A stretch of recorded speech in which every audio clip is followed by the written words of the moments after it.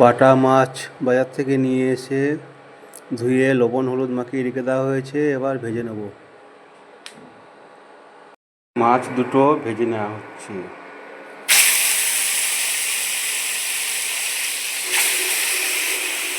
মাছ ভাজা হয়ে গেছে। আজকে ছোলা মটর দিয়ে ফুলকপি দিয়ে ভালো একটা তরকারিও রান্না হবে। ছোলা মটরটা সেদ্ধ করে নিচ্ছি।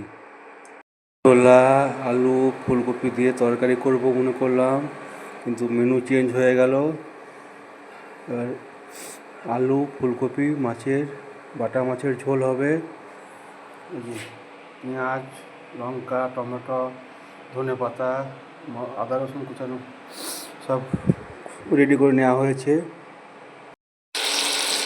পেঁয়াজ লঙ্কা টমেটো কুচি সব দিয়ে ভেজে নিচ্ছি।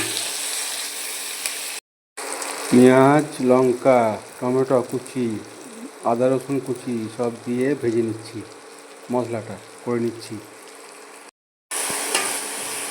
লবণ পরিমাণ মতো, হলুদ জিরে গুঁড়ো দিয়ে মশলাটাকে তৈরি করে নেব ভালো করে।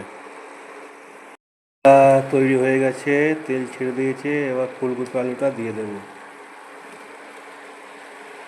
ঝোল রেডি হয়েছে, মাছগুলা দিয়ে দিচ্ছি। মাছের ওপরে ধনেপাতা ছিটিয়ে দিচ্ছি।